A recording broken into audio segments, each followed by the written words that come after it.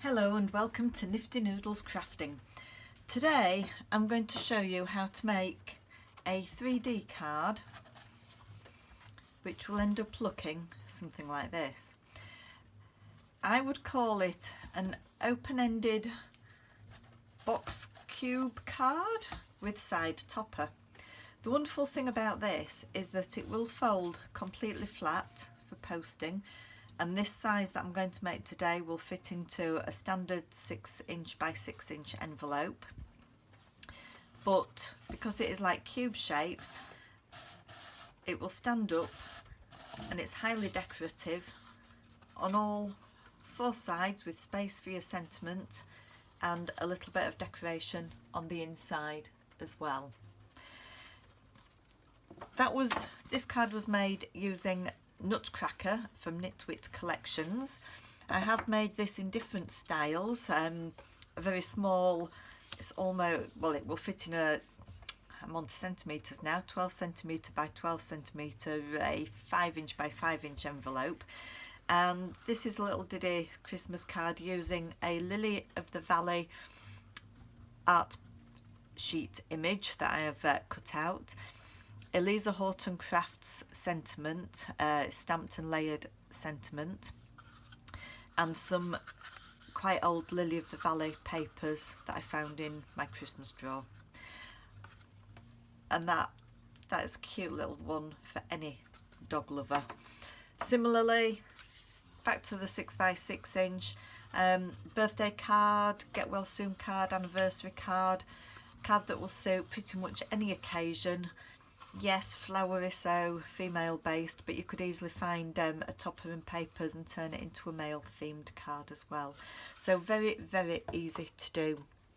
And to make the card, the easiest way I found is one sheet of A4 card, cut down, keep the length, but 14.5 centimetres, and that will fit nicely in the 15 centimetre or 6" by 6" envelope.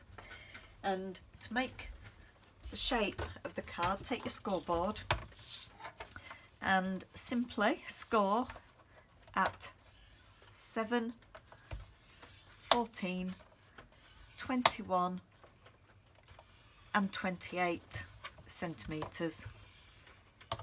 Okay, that's probably the most technical part of making this card finished. Okay. Fold over and just press down lightly and burnish all of the folds.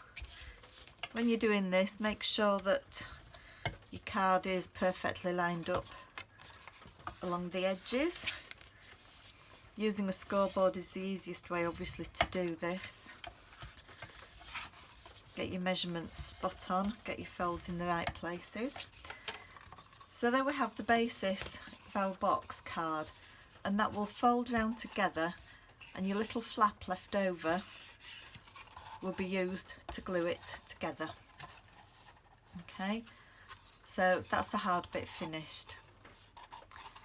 Okay, I'm keeping the card with the open full-size face to the right hand side. That is going to be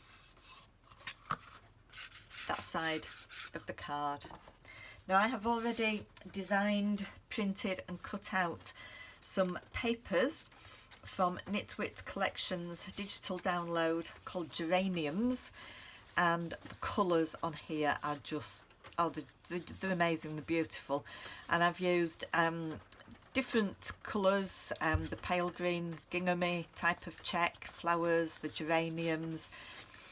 For my topper, I have printed out a clock face with a geranium centre and a giant button, but this is going to be used to make a border for my clock.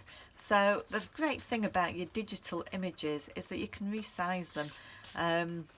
When you actually download the button, they're probably about 2-3 centimetres, but with resizing you can make them do anything you like for your project.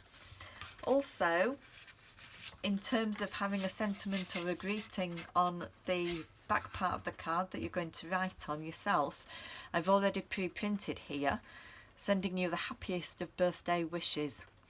And that's great because I don't have to worry about stamping later when I've perhaps got some 3D elements on the card that's going to make it awkward to stamp. So everything is pre-prepared on the computer first. Now these sections are 7 centimetres across, I've got 4 of them, and 14.5 down. I generally, when I'm working in centimetres, make my papers 4mm smaller. So that will be 14.1 by 6.6 across, and then mat and layer appropriately. In other words, I've got a 2mm white border at each side. Okay, 0.5 centimetre would be easier. I don't know why I just have 2mm at each side in my head. Okay, so these papers I have prepared 4 of them to go on the outside. So those 2 will be the front and the back sides. And because when the card is stood upright, you will see perhaps the inside faces, I've also got an extra 2 pieces that I'm going to fit on the inside, and they will go on the inside of the back section. Okay, so what I'm going to do very quickly using my collal glue and my wet paper glue is I am going to very quickly stick down all 4 of these pieces of paper. Okay, it is such a quick card to make, and also I'm going to look through various paper pads and collections that I have used over the years, because I know I will have spare pieces of paper that are probably 6.5, 7 centimetres wide and will be ideal to do the panels on this card. So I'm just quickly getting through these. Now, should I put it that way? I'll do it that way. On the back of the card, I don't suppose it really matters which way round you put your pieces of paper. I just have the tiniest little bit of glue escaped from the bottom of there, so I'm just going to very quickly wipe that away.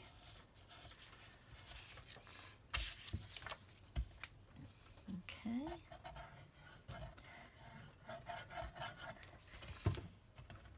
As much as it's a fancy fold card, if you like, there's no twisting, there are no funny angles.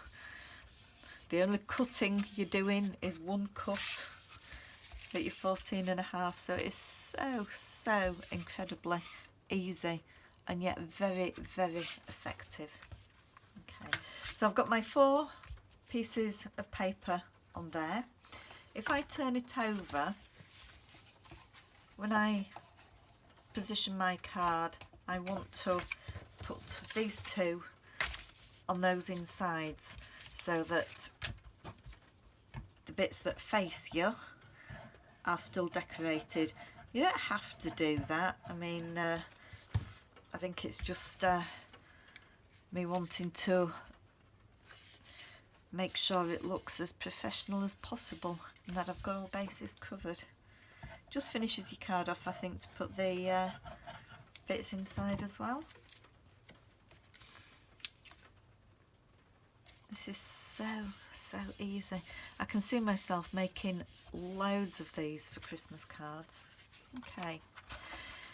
Before I put the topper on and before I actually stick it together, this is the stage that if you wanted, like I have done with this card, if you wanted to stamp a sentiment on this card, if you wanted to stamp a sentiment, now would be the time to do it. Or if you're using plain papers and you want to stamp or stencil on them, I would suggest that anything like that you do at this stage whilst you can have your card flat. Otherwise you're going to end up perhaps trying to stamp where it's a little bit uneven and it won't work for you. Okay, what did I do on this one? On this one, yeah, I haven't got a sentiment on the front, but I decided to put one on the back and did that either before you put your papers on, but certainly before you actually stick your card together. Okay, now at this stage I will actually glue my card together, and this time rather than the Collal wet glue, I'm going to use a Cosmic Shimmer specialist acrylic glue, or I think some people use what is called a bookbinding glue, but something that is strong and is going to stick pretty much straight away. So you want glue on your little flap, and then the front of your card comes over and give it a real good press down. Now everything should line up perfectly, top and bottom. Give it a good press down, and that way, whichever way you decide to fold your card, it's going to go flat. Okay, now that's the way I wanted my card. I've done slightly different designs on the front, and my topper, if you like, the clock, the only thing I have to make sure on this when I actually attach it to the card is that I actually get it the right way up. But it has got some writing on it. I remember 12's at the top. So if I put that centrally on the background, such vivid colours in the Nutcracker. Nutcracker, it's geraniums. The Nutcracker is probably my favourite Christmas collection from Knitwit Collections, but equally the red in the geraniums pretty much matches the red in the Nutcracker, and it is so vibrant when it's printed out. It's wonderful. My topper's going to go on there. At this stage, what I need to make sure I do is only put glue on half of the back of this. What I tend to do is by eye line up where my topper is going, hold it in place, but then slide it out a little bit and put a faint pencil mark down, so I know this is the section that I'm going to glue. And I'm still going to use my Collal on here, she says. I'm going to change my mind and I'm going to go straight for the Cosmic Shimmer. It won't give me wiggle room, but I think I can get this in the right place straight away. So on my card, the piece that has the banner strip on, I decided to have on the left face.